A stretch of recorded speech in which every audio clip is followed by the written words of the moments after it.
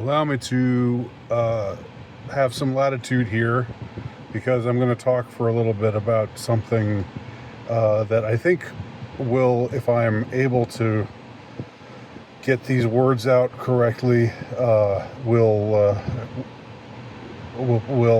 be so arrogant as to say will be useful to those who are interested in being intellectually honest. Okay. And if you're not interested in being intellectually honest, why are you here? I don't want you here. but if you are interested in intellectual honesty, I want to talk about this particular thing in a way that maybe you haven't heard it talked about before. All right.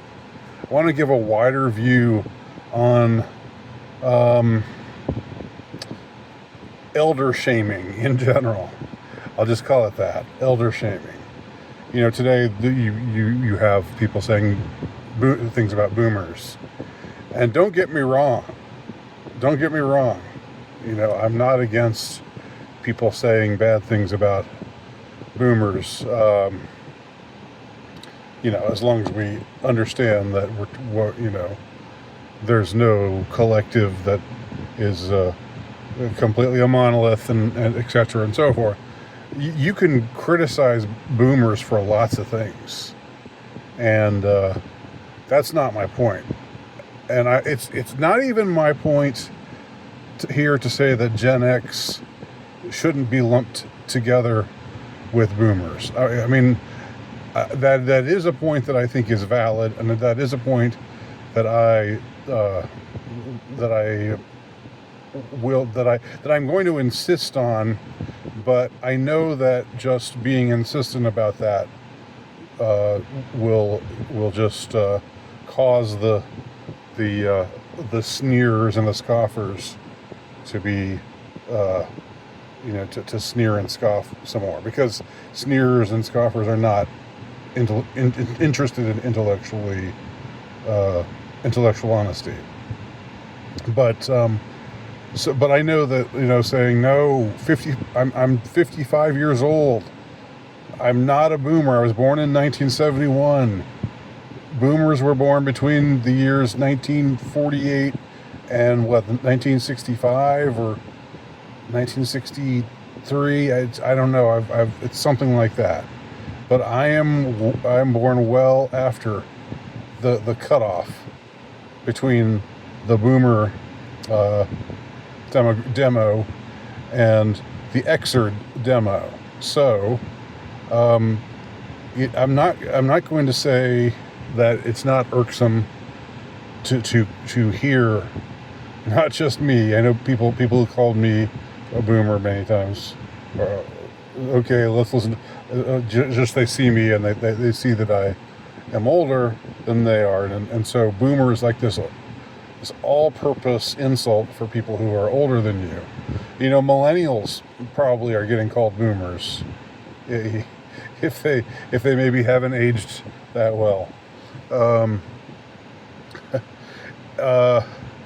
But yeah, it is tiresome to hear people say that if you're Gen X, you're basically just a boomer. Or to say something like, well, Gen X is just as bad. All the social ills that we blame on the boomers, we can say the same things about Gen X. I'm not saying Gen X is I'm not defending Gen X here. I'm saying that a distinction ought to be drawn, if one is interested in intellectual honesty, between the two groups. And what a lot of people today, what younger people today do not know, because they were not around for it. But what they don't know is that during the 70s and 80s, especially into the 80s and the 90s, when Gen X were teenagers and when we were young adults, we were really the first ones to complain about boomers. Okay? It was the boomer hate started with our generation. And I don't think that I don't think that people who are younger today really know that or understand that, or maybe don't even care about that. But it is true. It's a fact. During our youth, we were often assailed by baby boomers because we weren't idealistic enough, because we were overly cynical, because the term slacker, which interestingly, I was just having a conversation with someone online about the movie Slacker, Richard Linklater's Slacker, one of my favorite movies of all time, which was made in the late 80s and came out in 1981. I've talked about it before, I'm sure. But the entire term slacker more or less came out of that era, that you were young people were called, if it depended on the boomer, right-leaning boomers would call young people slackers because we didn't have the work ethic. When I was a kid, I would I just went to I worked at my father's shop, and I put in the hours, and I did this and I did that, and kids today, they're just not, they just don't want to work. They just want to sit around and have be ironic and play video games, play their Ataris. I mean, does that sound familiar? All they want to do is just make ironic little wisecracks and play computer games. That's what they said about the generation I was a part of. That's what they said about Generation X. So the ones who are whether you're a millennial or whether you're a Zer, that whole critique of youth didn't start with you all. That started with us. That started with Gen X. Okay, and also we were as I said before, we were the first ones to as they say today, what is it? Slap back, clap back. I hate that term. It's so gay sounding. Clap back. He claps back. So-and-so clapped back at his critics. But that was our rejoinder, was to the "you're just lazy," you don't want to work. To that whole notion, we had a different kind of upbringing, and we came of age at a different kind of time. All right, and there was a conflict between Gen X and what we back then they were just called baby boomers. It hadn't been shortened to boomers yet. They were baby boomers. It was the baby boom generation. Okay, so the right-leaning ones would say, "Oh, you're just too lazy. You're a slacker." The left-leaning ones would say, "Oh, when I was your age, I was out protesting injustice and fighting for equal rights, and I was idealistic. I was trying to make the world a better place. But the young people today, they're just materialistic. They're just cynical and materialistic, and they just want to make money, and they don't even care about changing the world for the better anymore." And they think they like Reagan. They probably voted for Reagan if they were old enough. These are the kinds of things that they would say that left-wing boomers would say, and right-wing boomers would say, would criticize Gen X for, again, being lazy and shiftless and just sitting around and not having a proper work ethic. Okay. But let me take it back even further. I know this is all a little disjointed, but when I do these longer videos, they're going to be disjointed, and that's why I ask for latitude, and that's why I say to watch on 1.5 speed, because if you're interested in what I have to say, and you want to listen to the very end, you might get more out of it if you go on 1.5, or so that it's not quite so long. I don't know. But anyway, let me take it further back.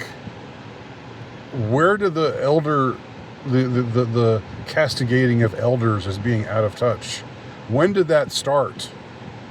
I mean, I'm sure it's something that's been perennial in one way or another. I'm sure it was something that kids in the 40s said about their parents, and kids in the 20s said about their parents, and kids in the 1900s said about their parents, and I'm sure it's gone on forever and ever, but it was never more pronounced as it was when baby boomers were young.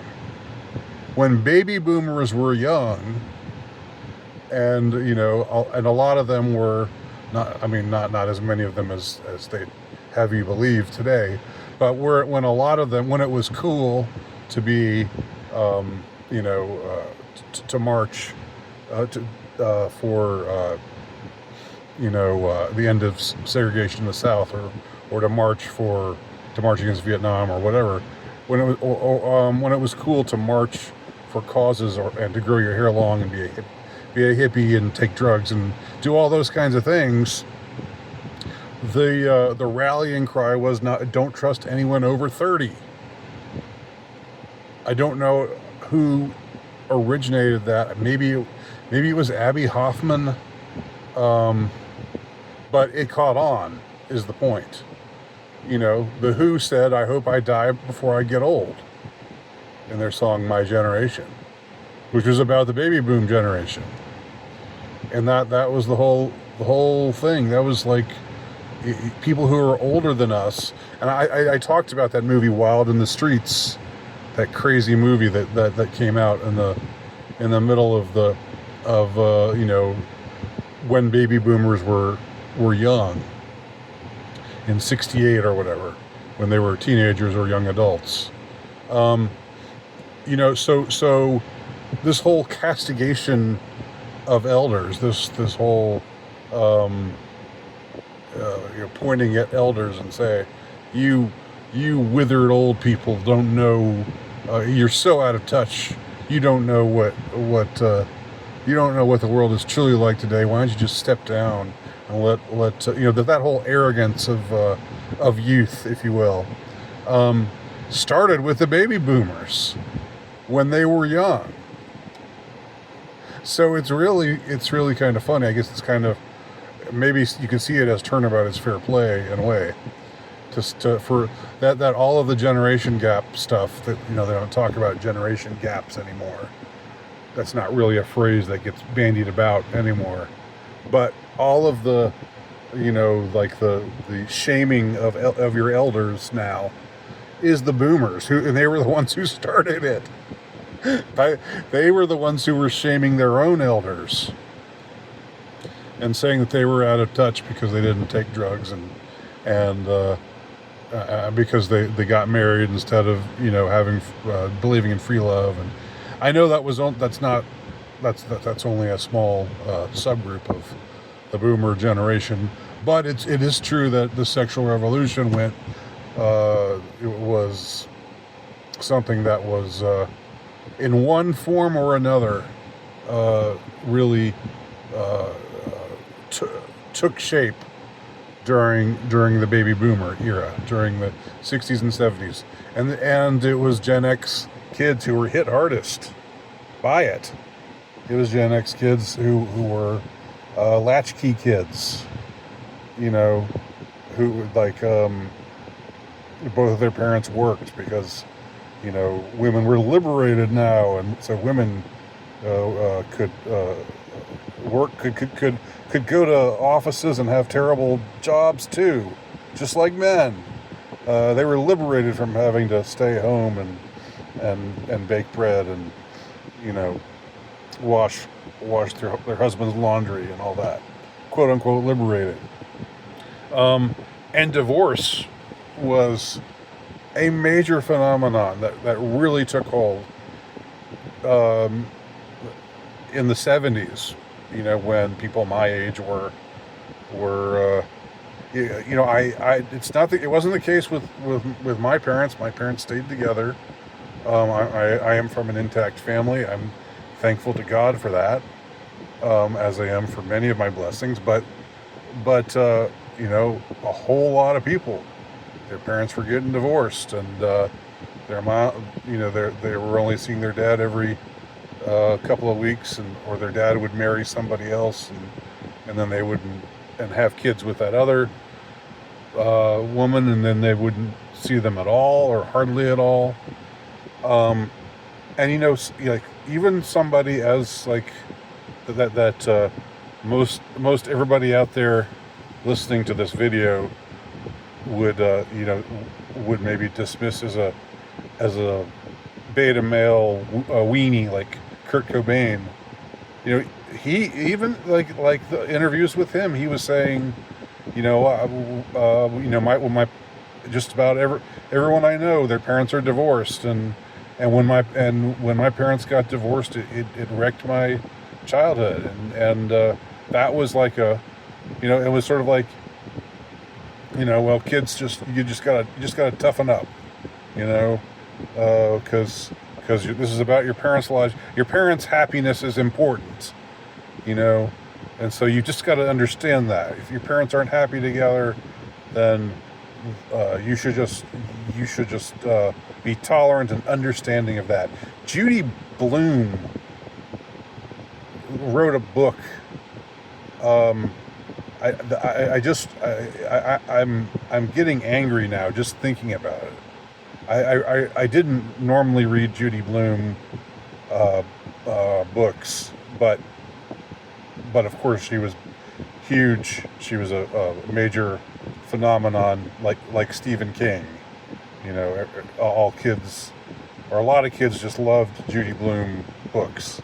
But she wrote a book about a kid whose parents got divorced, and when there's a scene in that book. The book is titled "It's Not the End of the World," and I know because I remember reading this book in you know, when I was taking a class to get my teaching certificate, as an example of the young adult genre. And there's a scene in the book where the daughter says to her mom, "But I don't want you and Dad to get divorced." And her mother says, I'm sorry, Laura," or whatever her name is. I'll just say Laura. "I'm sorry, Laura, but this is between your father and me." And that line in itself just sticks in my craw. Just makes me really angry. I mean, if you want to see the kind of myopia, if you want to see the narcissism that was so much a part of the not all, of course, but that was so trendy at the time, when, you know, baby boomers became parents, when what we call today boomers became parents. This was the justification, was that, you know, if a husband and wife get divorced and they have kids, their kids should just have to deal with it. They just have to deal with it. It's just between your father and me. So deal with it, Laura. God, that made me so mad when I read that line. And that was supposed to be righteous. That was supposed to be the girl learning an important life lesson. No, it's learning that your that your mom is shitty. It's learning that your that's your parents are shitty, selfish people. Which, I mean, I guess, sometimes it's true, unfortunately. But it's not like it's something that you should just that should be excused. But anyway, that's an example. So there was a lot of talk about what eventually came to be called Gen X just not being, just not being worthy of the glories of the baby boom generation and all that they accomplished. And I think it was my parents are of course older. They were born a little bit before the baby boom generation. My dad was born in 41. My mom was born in 42. I'm not sure what generation they are. They're not. It's not the greatest the quote unquote greatest generation. They didn't fight in World War II, or they weren't war widows. They weren't Rosie the Riveter and all of that feminist crap. But so anyway, so you had this stuff going on, like the baby boom generation. If I may speak in generalities, the baby boom generation, when they were kids, when they were young adults, they decided we know everything. We're gonna, we want to change the world. We're going to not be as restrictive in our morality. We're going to go, we're going to go east, and we're going to say Om, and find a guru like the Maharishi, like the Beatles did, and we're going to reject Western Christian values, and that, and we're going to tune in, turn on, drop out, and all of that. And then when they got older, they a lot of them just lived very selfishly and didn't pay much attention to their kids. Didn't really factor their kids into their life decisions. Again, it was all about them.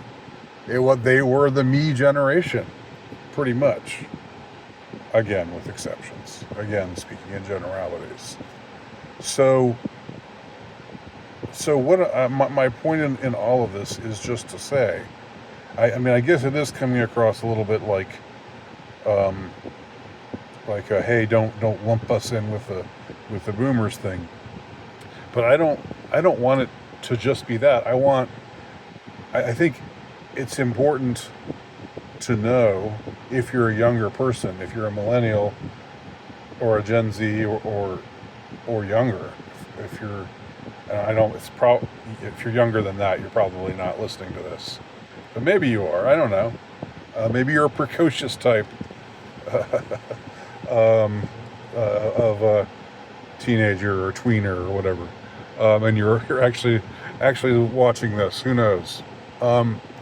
If you're younger, understand that the wreckage that was left by the sexual revolution, which came into focus with the baby boom generation. Now, it was people older than that who were pushing these ideas, which were terrible ideas, and pushing against traditional, what used to be titled family values, but I would just call them traditional values, just responsibility, taking your marriage vows seriously. When you have kids, being sure to look after them, taking care of them, but also teaching them what's right and wrong, and then letting them be on their own and, you know, discover life for themselves and make their own decisions at some point. That was largely abdicated as a result of the deeply destructive sexual revolution, you know, which made it okay, which made you know, but before the sexual revolution, you know, you couldn't visit the opposite sex in their dorm room. You know, you had to wait if you had a date with someone. You know, like when my parents were at the same college, you know, if my dad was going on a date with my mom, he would have to go wait at the you know, in the lobby for my mom to come downstairs from her dorm room, because the idea was it was called in loco parentis, that, you know, the college students were still seen as needing parents, like they were still kids, they were still growing, and it was the administration and the teachers who were supposed to see to it that they were properly parented, even in the absence of their parents. You know, so there was none of this. I mean, and then just a couple decades later, you have the college life that surrounded me. I wasn't a part of it. I was not a reveler. I didn't take part in reveling. I didn't even drink in college, but it was all around me, and, you know, and it had become the norm. You know, you could visit anybody at any hour of the day and do whatever with them, as long as it was consensual. And you know, that was a change. The crucial change happened at around that time. Okay, like the big time change happened, you know, when the baby boom generation came into young adulthood. Then they started pushing against in loco parentis. They started pushing against, you know, sexual morality as traditionally understood. It became okay to do whatever. And that's what's fucked everything up. I mean, that's it's not everything, but that's what's wrecked the family, and you know, that's what, in my opinion, is responsible for most of what has gone wrong ever since that, because it's the sexual revolution. It's been one thing after another, and well, I needn't go into detail about that, but of course things are more, the culture is only more permissive in one way, and that is when it comes to sex. You know, every kind of sex is allowable now. Every kind.